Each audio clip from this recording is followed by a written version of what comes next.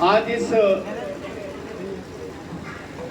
गांव परवेज नगर, माता बहने आगे आ जाए, जरा आवाज आ रही है, आगे आ जाए, आगे आ जाए। और कुछ लोग चले गए या तो बाहर खड़े हो, बुला लें, क्योंकि शायद 4 साल पहले इस गांव में महाराजा दक्ष जयंती मनाई गई थी। उसके बाद 4 साल बाद फिर से ये मनाई गई है। इसके लिए इस गांव के सभी युवा साथियों का बहुत बहुत धन्यवाद। महाराजा दक्ष प्रजापति कौन थे, इनके बारे में धीरेश प्रजापति हमारा युवा साथी है, उसने आप लोगों को बताया। और ये वास्तविकता है, ये सच्चाई भी है कि हम लोग अपना इतिहास नहीं जानते।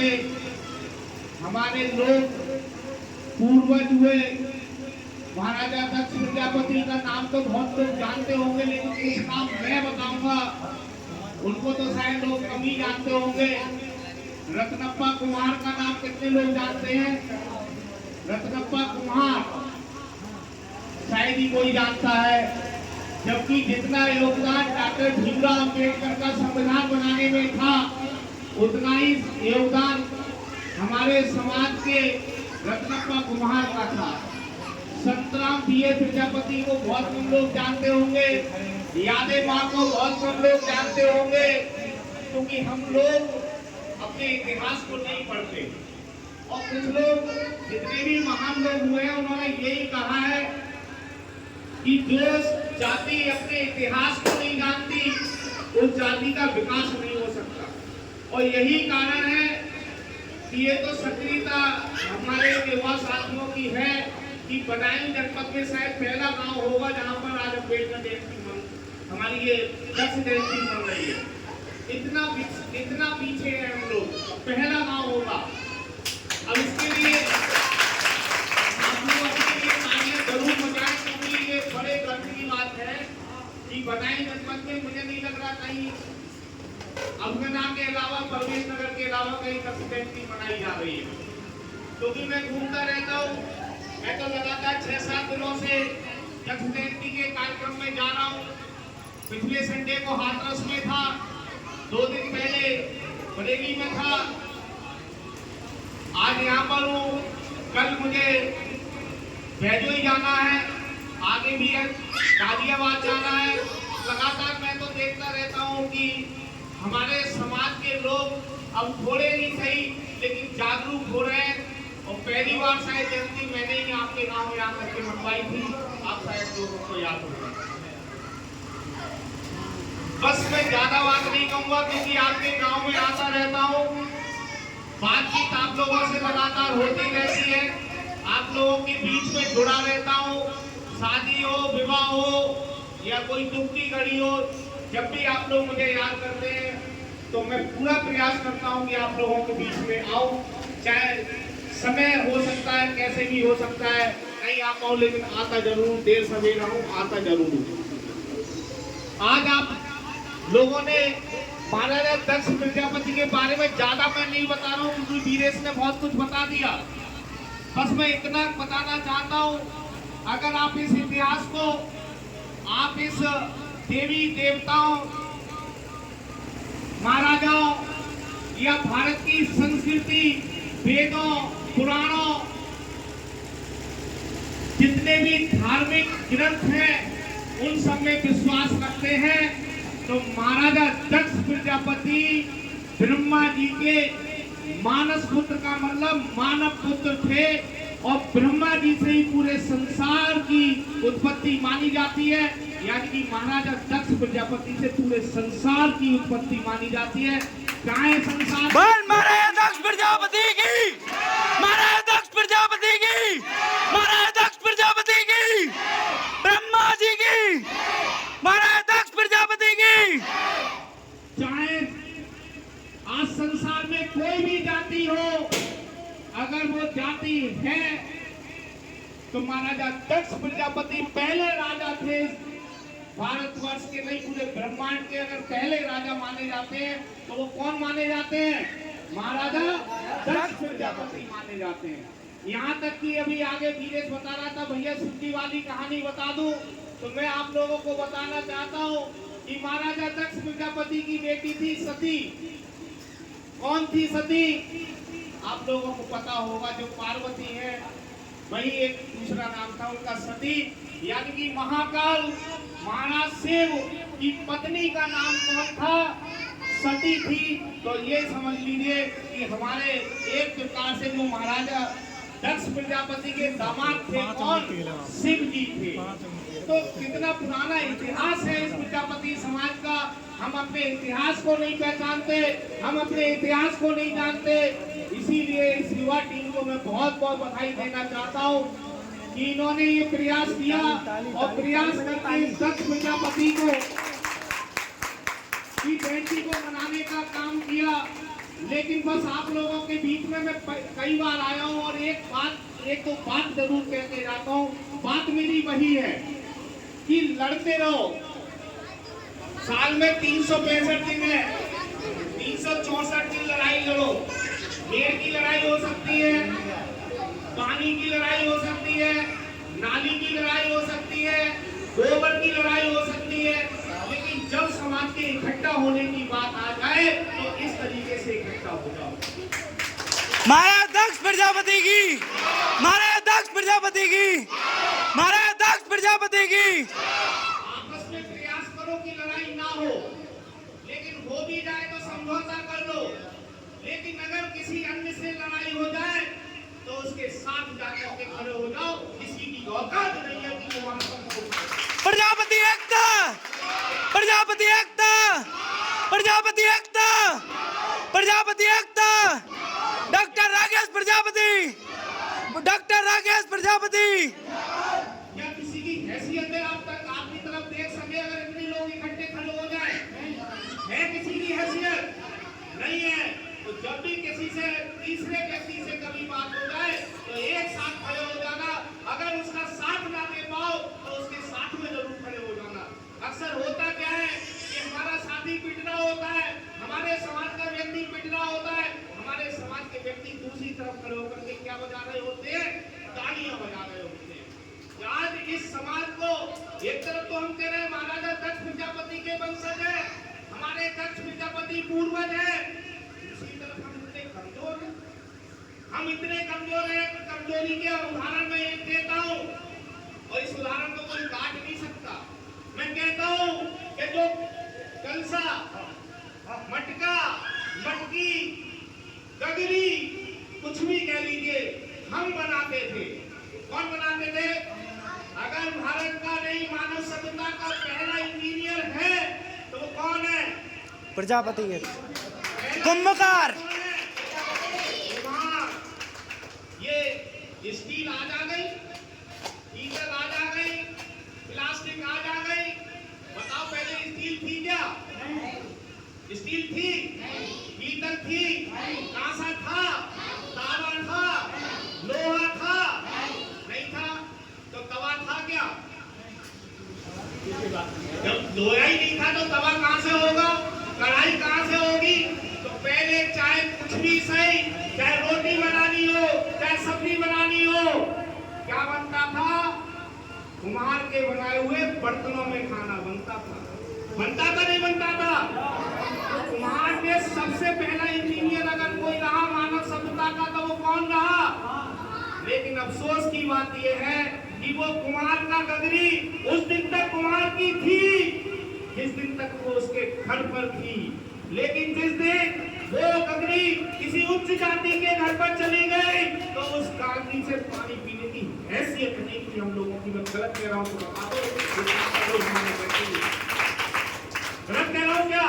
आज भी एक गगरी अगर किसी उच्च जाति के घर पर पहुंच जाए तो हिम्मत नहीं है। अब तो खैर डॉक्टर भीमराव अम्बेडकर के संविधान से चल रहा है। देश आजादी हो चुकी है, पहले ये स्थिति थी तो उस कागज को हम हाथ तो कह रहा हूँ क्या लगा सकते थे? क्या नहीं लगा सकते थे। हालांकि गगरी किसने बनाई? कुंभकार। बड़ी बात मैं कहता हूँ, मंचों से भी कहता हूँ कि जितने भी ये देवी देवताओं की मूर्तियां हैं, कौन बनाता है? कुम्हार। कौन बनाता है? कुम्हार। कुम्हार बनाता है। लेकिन किसी मंदिर में कुम्हार पुजारी है क्या? नहीं। क्यों नहीं है साहब?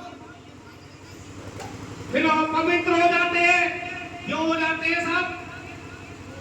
बनाई किसने? कुम्हार। कुम्हार ने। बात ये हो गई, प्राण प्रतिष्ठा करके कमाई कोई और कर रहा है। तो मैं बहुत ज्यादा नहीं कहूंगा, विशेष रूप से हमारी महिलाएं, बहनें, माताएं बहुत खड़ी हुई है। मैं निवेदन करना चाहता हूं कि जिन्हें पूछते हैं उन्हें पूछते रहना, लेकिन महाराजा दक्ष प्रजापति के नाम पर भी एक अगरबत्ती धूपबत्ती हर साल लगाने का काम करेंगे या नहीं करेंगे? कितने लोग करेंगे? हाथ खड़ा करके बताएं। अच्छा, ये जयंती अब परवेश नगर में चाहे आंधी आए, चाहे तूफान आए, ये रुकेगी नहीं। रुकेगी क्या? नहीं।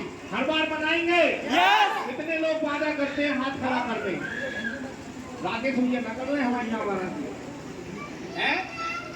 अरे बालक खड़े तो तुम करो ना। मैं नाम से याद से सबको ज्यादातर। मैं इसलिए ये बात कह रहा हूँ कि कम से कम शादी विवाह में भी मैंने देखा है अक्सर कि उन्हें दावत ना दी, वो ना बैठ रहे हैं, वो ना बैठ रहे हैं। बुरा मत मानिएगा। मैं गांव घूम चुका हूँ। आपके गांव में तो कम से कम शायद 50वां चक्कर हुआ होगा, 50 बार आ चुका हूँ। आ चुका हूँ, नहीं आ चुका? यस। सब मिला लो 50 बार हो गए होंगे मेरे, नहीं हो गए होंगे? ऐसा कोई गांव नहीं है विसौली विधानसभा का, विसौली क्षेत्र का, जहाँ 10-20 बार नहीं गया हूँ। उसी गांव में आप पूछ लो। लेकिन मैंने देखा है, शादियों में देखा है कि हमारी जाति में 4 घर हैं, 2 बैठ रहे हैं, 2 नहीं बैठ रहे हैं। नहीं बैठ रहे हैं। सच्चाई है नहीं है? यस। यहाँ पर भी होगी, निश्चित होगी। कोई ऐसा गांव नहीं है। लेकिन एक ऐसा मौका ये आ जाता है, इसमें सब लोग एक साथ बैठ जाते हो। बैठ जाते हो, नहीं बैठ जाते हो? तो इसी के नाम पर कि हम लोग एक साथ एक साल में बैठ सके, हर साल महाराजा दक्ष प्रजापति की जयंती मनाने का काम करेंगे, नहीं करेंगे? यस। अगर 50-50 रुपया भी खर्च कर सकते हो, नहीं खर्च कर सकते हो? साल में कितने घर हैं आपके? कितने घर हैं? मिनिमम 50 घर तो होंगे। 50 घर तो हैं। अरे 40 घर तो होंगे। यस। 50-50 रुपए इकट्ठे कर दिए तो 2000 रुपया होगा। एक साल में 50 रुपए। चुपचाप बोले लो भैया, एक गुल्लक बना लो, भाव में डाल दो 10 रुपया महीना, तो होगा 120 रुपया। एक गुल्लक में कितने रुपया महीना? 10 रुपया महीना। किनके नाम पर? महाराजा दक्ष प्रजापति के। किनके नाम पर? महाराजा दक्ष प्रजापति जी अच्छा, के। महिलाएं करेंगी नहीं करेंगी ये काम? महिलाएं करेंगी। बताओ कौन कौन करेगा? हर महीने 10 रुपए 20 रुपए इकट्ठे करके इन बालकों को दे देना, जिससे कि ये महाराजा दक्ष जयंती इसी प्रकार से बनती रहे। आज छोटी बनी है, कल को बाहर टेंट लगा करके और बड़ी सी बन सके। और गांव में आपके गांव में पूरी चर्चाएं हो जाएंगी। और जब भी मैं आता हूँ आपके गांव में चर्चाएं तो हो ही जाती है। कह रहा हूँ मैं, जब भी मैं आता हूँ आपके गांव में चर्चाएं होती नहीं होती है? निश्चित रूप से होती है। आप पता करिए जा करके। अभी एक काम और करेंगे सब लोग, युवा लोग और जितने भी और हैं, सारे लोग फेसबुक पे डालेंगे। आज मैं देखता हूँ अक्सर फेसबुक पर नहीं डालते हो तुम लोग, नहीं डालते हो। मैं सबकी चेक करता हूँ, मैं सबकी चेक करता हूँ। मैं बिजी भले ही रहता हूँ, लेकिन हर एक की फेसबुक देख लेता हूँ मैं। आज सब लोग फेसबुक पर डालेंगे कि आज हमारे गांव परवेश नगर में महाराजा दक्ष प्रजापति जयंती मनाई गई।